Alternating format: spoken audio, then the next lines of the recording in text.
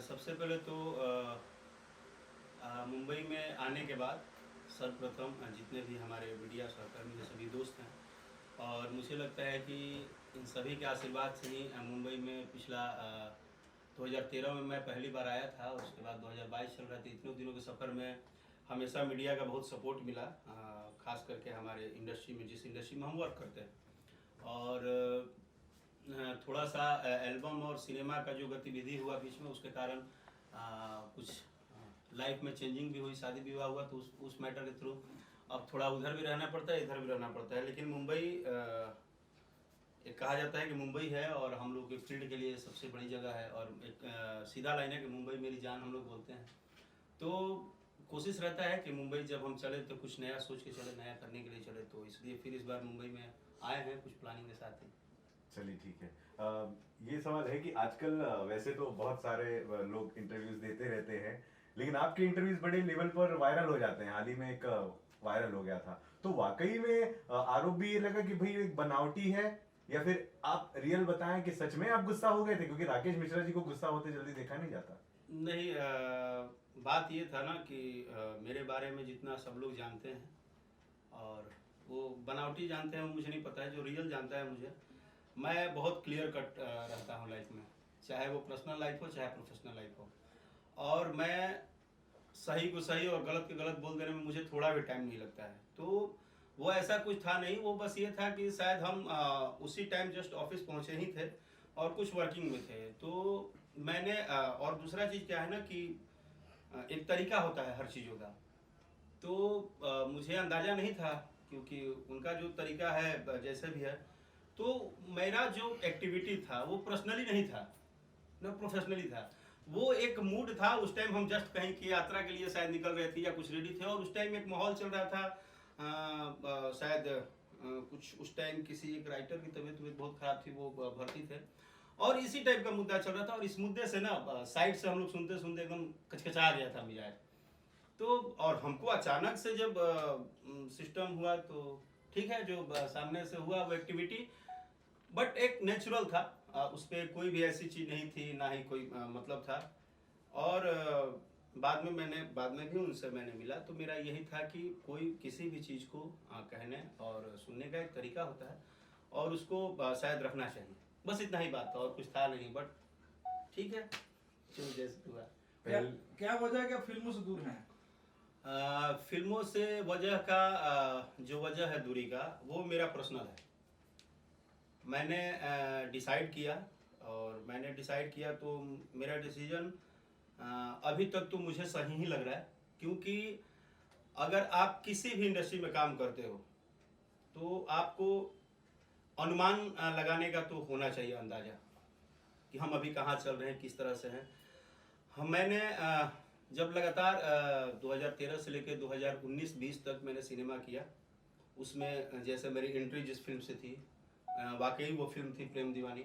उसके बाद लैला छैला भी मुझे अच्छा लगा, प्यार किया तो डरना क्या, समथिंग, जो भी मैंने फिल्में की। बाद में करते करते जब कोविड के टाइम में मेरा एक गाना बहुत बड़ा हिट हुआ, ए राजा तनी जाई ना बहरिया। तो मैं जब आकलन किया उस गाने के हिट होने के बाद, तो मैंने सोचा कि मैं क्या कर रहा हूँ। मैं अगर सिनेमा कर रहा हूँ तो मुझे सिनेमा करना है, या मुझे रियल में सिनेमा करना है। एक सिनेमा करना यानी कि एक गिनती का डायरी पे लिखना कि हाँ मैंने इतना फिल्म कर लिया, इतना फिल्म कर लिया, मैं पर डे बिजी हूँ। तो सीधा सिंपल सा बात है संजय जी, कि मुझे लगा ना कि अभी की जो फिल्में हैं, या अगर मैं इन फिल्मों के लिए होड़ कर रहा हूँ, तो मेरे हिसाब से मेरे करियर के लिए इसमें दोनों नहीं है। सीधा सिंपल सा बात बोल रहा हूँ। क्योंकि आपके करियर में या तो आपको करियर बनाना है, या तो पैसा कमाना है। दो ही चीज़ों की एक्टिव होती है किसी को भी अपना वर्किंग करना है तो। बट जिस हिसाब से इंडस्ट्री का सिचुएशन कोविड के टाइम में था और चीज़ें थे, तो मुझे लगा कि मैं अगर गिनती के लिए रेगुलर वर्क करके, और मैं बोल भी रहा हूँ कि ये फिल्म वो फिल्म वो फिल्म, तो वो कॉपी पे 50 फिल्म लिखवाने से कोई फायदा नहीं है। अगर राकेश मिश्रा करना ही है तो थोड़ा अपने आप को रेस्ट दीजिए, और एक तैयारी कीजिए, और इंतजार कीजिए उस प्रोजेक्ट का, जिसको लाने के बाद आपको लोग बोले कि हाँ भाई प्रोजेक्ट किया है बंदा, बंदा फिल्म किया है। वो जितना आप इधर वर्किंग कर रहे हैं, क्योंकि ये तो हमारा जिंदगी है, सांस है, सिनेमा हम कभी छोड़ नहीं सकते हैं।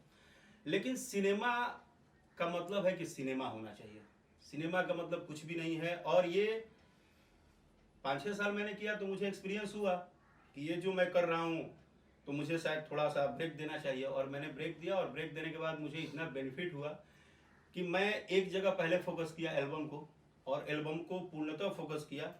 और सिनेमा के लिए उस दिन से अभी तक मैं 2-2 स्टोरी ऐसा लिखा भी जा रहा है, अंदरूनी सब तैयारी चल रही है। तो मैंने यही डिसाइड किया कि अब वो नहीं करना है कि रेगुलर, क्या तो हम रेगुलर शूटिंग ही कर रहे हैं, सिनेमा ही कर रहे हैं, बट पता ही नहीं चल रहा है वो कब आके कब चले गए, क्या हुआ उससे।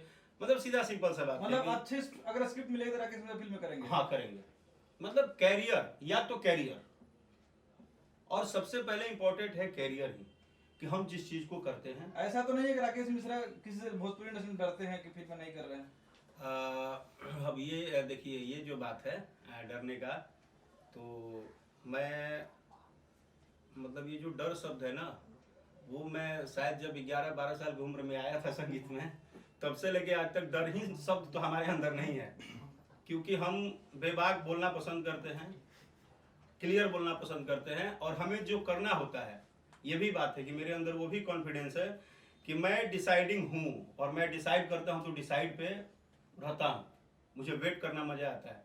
मैंने अगर डिसाइड किया तो इसमें किसी का दिल नहीं था, न परिवार का, न किसी का दबाव नहीं था। मैंने डिसाइड किया कि नहीं, मुझे फिल्म करना है, वो भले साल में एक करे, मुझे वो लिस्ट नहीं बनाना है, और आई एम वेरी हैप्पी। नहीं, भोजपुरी लेकिन ये जो आप लिस्ट बनाने की बातें कर रहे हैं, ये क्या हम ये समझे कि आप किसी दूसरी तरफ इशारा कर रहे हैं, नहीं, दूसरे एक्टर को इशारा कर रहे मैं हैं? देखिए, या आपको लगता है कि जो फिल्में बन रही हैं वो वाकई में देखने लायक नहीं नहीं है? नहीं नहीं, मेरा कहने का मतलब ये था कि हर आदमी का अपना डिसाइड करना अपनी लाइफ है।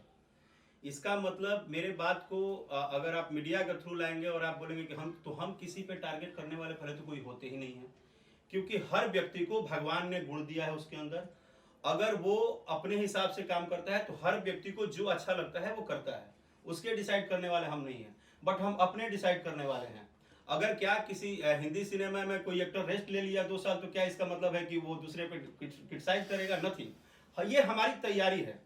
हो सकता है कि आपको नहीं पता है, हम कुछ अपना तैयारी कर रहे हैं, हमारा कुछ प्लान है, विजन है आगे के फ्यूचर। सर मैं ये जानना चाहता हूँ, आप कर रहे आप डिसाइड करते हैं, डिसाइड तो डायरेक्टर और प्रोड्यूसर करते हैं कि किस हीरो को लेना है। और जहाँ तक मैं समझ रहा हूँ काफ़ी डायरेक्टर प्रोड्यूसर ये बोल रहे हैं कि आप सिंगिंग के लिए बने, फिल्म के लिए नहीं बने। आपकी क्या प्रतिक्रिया है? डिसाइड का मतलब ये था कि हम अभी ये डिसाइड नहीं कर रहे हैं कि हम सिनेमा किसके साथ करेंगे, किसके साथ नहीं। सिनेमा हमको करना है कि नहीं करना है, ये हम डिसाइड कर रहे हैं, और हमको कब करना है। लेकिन डायरेक्टर प्रोड्यूसर ये बोल रहे हैं कि आप सिंगिंग के लिए बने हैं, वही तो फिल्म हम के भी लिए। आपको बता रहे हैं, हम किस चीज के लिए बने हैं वो आगे की फ्यूचर बताएगी। हमको क्या करना है जब हम करने आएंगे तो आपको खुद ही पता चल जाएगा। क्यों हम प्रेम दीवानी किए थे तो तब तो हम सिंगर के लिए ही बने हुए थे, फिर भी वो क्यों 14 वीक और 15 वीक चल गई? वो टाइमिंग था। मैंने आपको क्या बोला, अभी का जो टाइम था कोविड से हिला हुआ था सारी चीजें, उसमें मैंने जो मुझे अच्छा लगा वो मैंने किया, और मैंने एकदम एंजॉय के साथ कर रहा हूँ। नहीं, लेकिन काफी मित्र और इंडस्ट्रीज के जितने भी डायरेक्टर प्रोड्यूसर हैं, एक बात जान लीजिए, वो सभी हम लोग के गार्जियन हैं, एक पेरेंट्स हैं। हमेशा उनके साथ काम करिए या मत करिए, लेकिन उनका सुनना, उनके साथ बैठना उठना, उनके साथ सीखना, ये आपके लिए हमेशा फायदेमंद होता है। और मुझे भी ऐसा होता है कि मैं सिनेमा के ऊपर वर्किंग करूँ या चर्चाएं करूँ, बट मैं सबके साथ टच में रहता हूँ, सबसे बातचीत करता हूँ, सबसे कुछ ना कुछ जानता हूँ, समझता हूँ कि हाँ अभी क्या किया जाए, कैसे प्लान किया जाए। तो ये जो चीज़ें हैं ये आपको पर्सनली अपना करना पड़ता है। लेकिन जो खबर हमारे पास है उसके हिसाब से आप लंदन जा रहे हैं यशी फिल्म्स के थ्रू? हाँ, लंदन जाने की प्लानिंग है, और सारी चीज़ें लगभग डन है।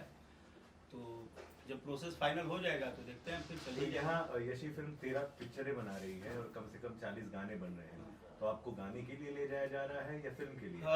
देखिए, एक चीज़ है, मैंने आपको बोला ना कि ये जो इंडस्ट्रीज है, इस इंडस्ट्री में मैं पर्सनली जितने भी लोग हैं, वो जितने भी हमारे गार्जियन हैं, बड़े हैं, मेरा आज तक एक आदत रहा, मैं कभी किसी से सवाल नहीं किया, ना ही कुछ बोलता हूँ। और ख़ास करके अभय भैया जो हैं, वो हमारी पूरी भोजपुरी भाषा के लिए, भोजपुरी इंडस्ट्री के लिए एक स्तंभ कहे जाते हैं। और वो एक ऐसे गार्जियन हैं कि वो बस उनका आदेश आ जाए वो इतना भी उनसे नहीं बात होता है कि हाँ भैया क्या क्यों कैसे। उनका आदेश आ जाए, ये यासी फिल्म के ऑफिस से ये फोन आ जाए कि हाँ बाबू ये काम है, हाँ ठीक है भैया हो जाएगा। उन्होंने बहुत अच्छा सवाल किया। तो अब क्या है कि उन्हीं का जवाब अभी दे रहा हूँ कि वो वहां पहुंचने के बाद यासी फिल्म्स खुद ही डिसाइड करेंगे कि क्या करना है राकेश मिश्रा को। बट वो एक ऐसे स्तंभ है, ऐसे व्यक्ति हैं कि उनका जो भी वो बोलेंगे उसमें ना नहीं है, उसमें हाँ ही है। और इसलिए कि भैया ने हमेशा भोजपुरी और भोजपुरी भाषा के लिए बहुत, आज जहाँ भी भोजपुरी, जहाँ से भोजपुरी सिनेमा शुरू हुआ था, आज लंदन तक ले गए, सिंगापुर तक ले गए, मलेशिया तक ले गए, जहाँ भी ले गए, एक उनका बहुत बड़ा पर्दा के पीछे, वो एक प्रोड्यूसर के तौर पे एक पर्दा के पीछे भोजपुरी भाषा के लिए जो उन्होंने किया वो काबिले तारीफ है। और भैया का बहुत बहुत शुक्रिया और आभार कि आप हमारे इंडस्ट्री को, हम लोग जो गांव से लोग आए थे, कभी हम सोचे भी नहीं थे कि हम विदेश में जाएंगे, विदेशों में हमारी चीज़ों को ख्याति मिलेगी। तो इसके लिए यासी फिल्म और अभय सिन्हा भैया के पूरी टीम को मेरे तरफ से बहुत बहुत धन्यवाद। सर रीजनल सिनेमा सभी लैंग्वेज में अच्छा कर रहा है, गुजराती की बात करें, कन्नड़ा की बात करें, मराठी सिनेमा में अच्छे कंटेंट आ रहे हैं, लेकिन भोजपुरी सिनेमा क्या वो अश्लील। आपका नाम क्या है? राकेश। राकेश भाई, मीता भाई हैं आप हमारे, आपको आई लव यू, इसलिए कि इतना सेंसिबल क्वेश्चन आपने लाया। अब शायद मेरा जितने देर से आप लोग मुझे बातों में जो फंसा रहे थे अपने, मेरा फाइनली जवाब आपने दे दिया कि हम रीजनल में बड़ा होने के लिए हमको ब्रेक लेना पड़ेगा, हमको सोचना होगा, हमको उसके आसपास की बहुत सारी चीज़ों पे सोचना होगा कि क्या जो हम पिछले 10-12 साल से बना रहे हैं उससे अब अलग सोचना चाहिए। या जैसे भैया ने बोला ना, जैसे क्या होता है कि हमारे साथ जो सिनेमा बनाते हैं, हमारी टीम, हमारे प्रोड्यूसर्स, हमारे डायरेक्टर, हमारे को एक्टर, उन सबके साथ भी ना एक हाथ बंधा हुआ है। कारण क्या है कि अगर हम लगा देते हैं, चलिए आपने बोला अगर कोई ऐसा माँ वैष्णो देवी करेंगे, कोई ऐसा व्यक्ति आया बोला कि चलिए हम भोजपुरी पे 10 करोड़ लगा रहे हैं, बट जिस दिन ये लाइन वो बोलेंगे, एक बार रात को वो टेबल पे बैठेंगे भी कि क्या पूरे इंडिया जोड़ के 10 करोड़ का रिकवरी है, क्या हम मल्टीप्लेक्स में लगते हैं, क्या हमें देखने वाले लोग पूरे परिवार के साथ जाके 3 घंटा बैठ के देखते हैं। ये बहुत सारी चीजें हैं जो अभी इस इंडस्ट्री को और इंडस्ट्री के ऊपर इस पे चर्चा करने की जरूरत है।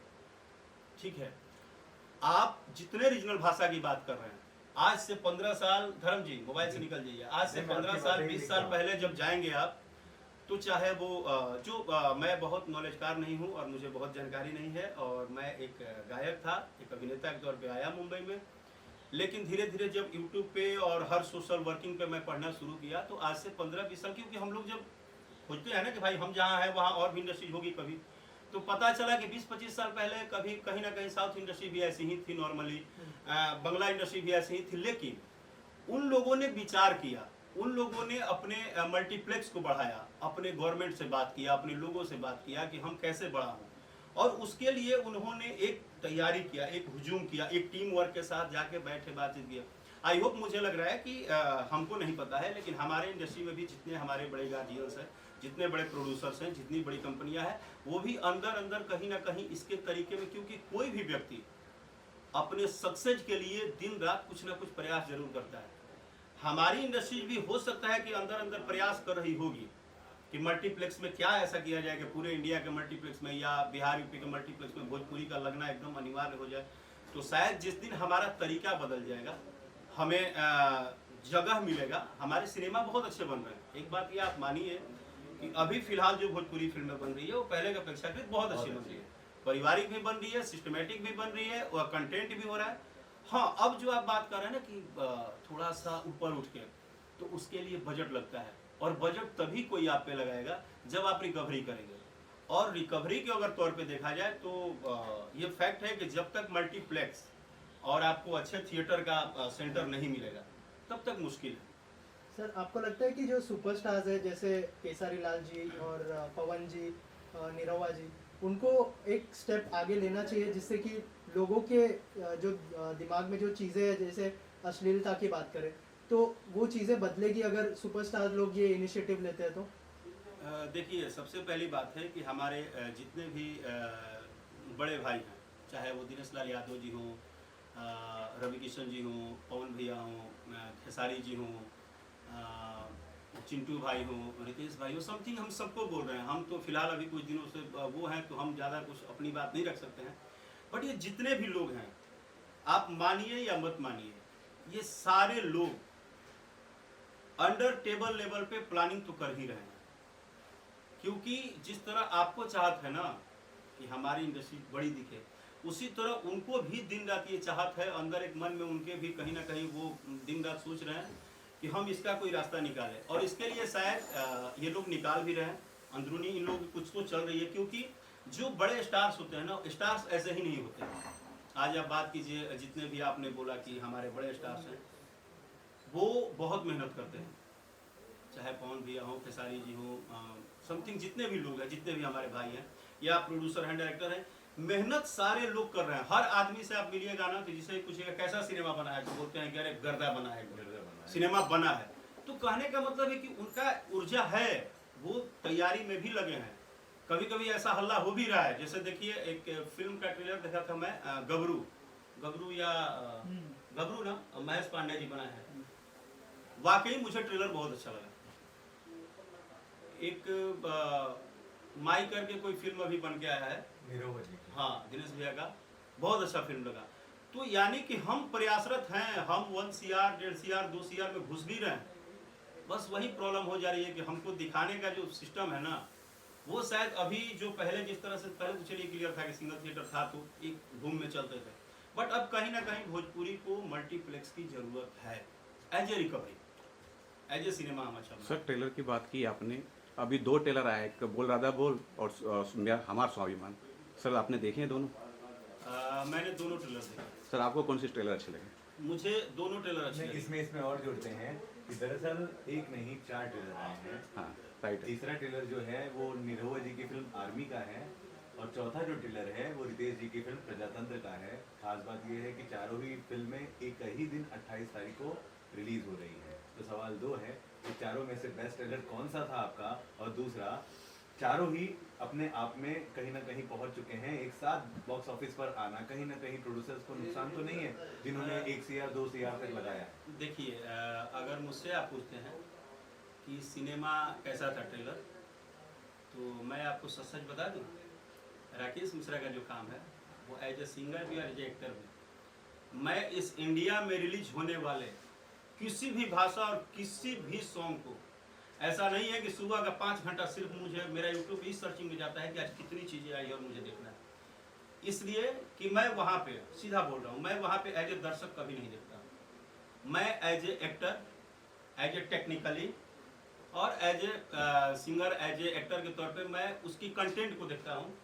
ये कंटेंट क्या है, ये कंटेंट क्या है, ये कंटेंट क्या है, प्रतिभा किसने क्या किया है। एक्टर सारे अच्छे होते हैं सर, एक बात समझ लो, लेकिन फिर भी हम किसके भरोसे होते हैं? अपने श्रोता के भरोसे, अपनी जनता के भरोसे, ठीक है। उसी तरह से सबका भोजपुरी में ही डायलॉग है, सब में फाइट एक्शन है ही, गाने हैं ही। अब ये जो डिसाइड है, ये जब आप थिएटर में जाएंगे तो वहाँ पे आपको, हमको, किसी को डिसाइड करने की जरूरत नहीं है कि कौन कितना बड़ा, कौन कितना छोटा। जब जनता में जाएगा तो जनता की वोट मत आपको बता देगी कि कौन कहाँ है, पहली बात, इसलिए कि वो जनता का चीज़ है। लेकिन अगर हमसे पूछेंगे तो जितने भी ट्रेलर की आप बात की, हमने सब सारे ट्रेलर देखे हैं, हम आपको बता दें। और सारे ट्रेलर में मुझे सबसे अच्छी जो बात लगी कि हम आगे बढ़ रहे हैं।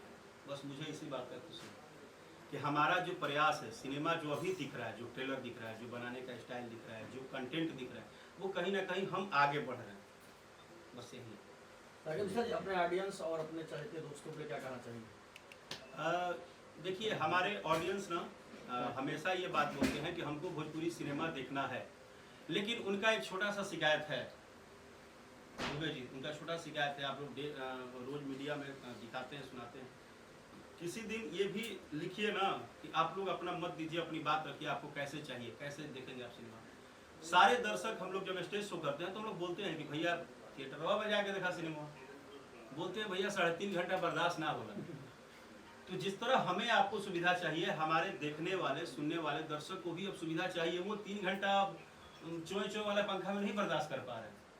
मैं सिंपल सा बात बोल रहा हूँ, जिस दिन भोजपुरी सिनेमा को मल्टीप्लेक्स दे दिया जाएगा, फिर आप देखिए भोजपुरी सिनेमा का रिकवरी और भोजपुरी के दर्शक।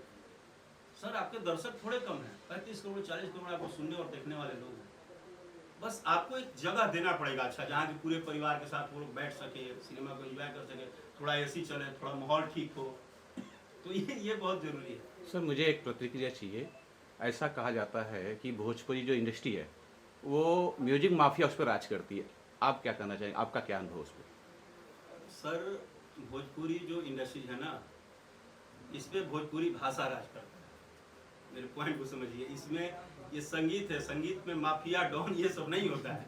संगीत एक समुद्र है और समुद्र में आप भी जाइए तो आपको भी खड़ा होने का लहर आपको बर्दाश्त करना है कि लहर आ रहा है तो लहर बर्दाश्त कीजिए। ये एक भाषा है और एक भाषा को, एक भोजपुरी इंडस्ट्री को बढ़ाने के लिए जो भी जहाँ है, मैं इतना जानता हूँ कि वो सारे लोग प्रयत्न कर रहे हैं और आई होप कि हर चीज़ का एक टाइम होता है। एक टाइम आएगा जब आपको ये सवाल भी करने का मौका नहीं मिलेगा, उस टाइम तक इंडस्ट्री अलग स्वरूप में होगी। लेकिन इस बात का आपको भी गर्व होगा, मुझे भी गर्व है और सभी सुनने वालों को गर्व होगा कि आज भोजपुरी भाषा ही है जो पूरे इंडिया और इंडिया के बाहर बॉलीवुड के गाने के बाद, चाहे वो सिनेमा का कोई गाना बजे चाहे एल्बम का बजे, सबसे ज़्यादा गाना भोजपुरी का ही बजता है सर। तो ये हमारे लिए प्राउड की बात है। आज आप सोशल मीडिया पे और जितने भी न्यूज़ बनाते हैं डाल लीजिए, लेकिन भोजपुरी का न्यूज़ आप डालिए, लाइव न्यूज़ डालिए, छोटा सा न्यूज़ डालिए, बट उसको सुनने वाले दर्शक हैं, वो इंटरेस्टेड रहते हैं। तो भोजपुरी आप लोग के आशीर्वाद से, आप लोग का जो आप इसमें अभी मुंबई सिनेमा जो है उसमें हमको लगता है कि बहुत अहम रोल मीडिया का है, क्योंकि आप लोग आजकल पब्लिक तक हर बात पहुंचा देते हैं। पब्लिक भी आजकल घर बैठे भाई हर चीज़ यूट्यूब से देख लेती है। तो भोजपुरी को भोजपुरी की तरह अगर देखिएगा तो ये भाषा का जगह है। इसमें हम बड़े वो छोटे, वो बड़े वो छोटे, वो ऐसे, ये सब कुछ नहीं है। जहाँ भी जो कर रहा है, भले कोई कहीं भी करे, काम भोजपुरी के लिए ही कर। सर छठ का शायद आपका एक गाना आया है, मैं देख रहा था यूट्यूब पे, 2 लाइन अगर सुना दे दो।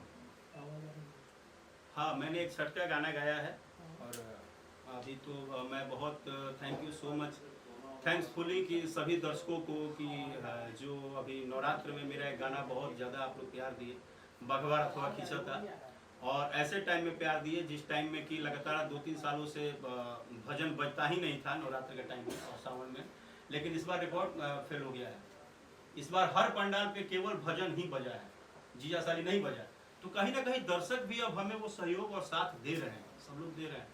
और उसी ट्रैक पे मैंने छठ गाया है कि अरे किसा जल धाजल रथवा लेके घोड़ावा 2.5 डेग बढ़ता, सजल धाजल रथवा लेके घोड़ावा 2.5 डेग बढ़ता, कि त्रिपुरारी संगे चक्रधारी देख खड़ा बड़े मुस्काई, संगे बाड़ी हो गौराया लक्ष्मी मने मने कहेली हुमाई, कि देव मुनि गुनी जन फूल बरसावे हीरा मोती मुकुट पर जड़ता, सजल धाजल रथवा लेके घोड़ावा 2.5 डेग बढ़ता।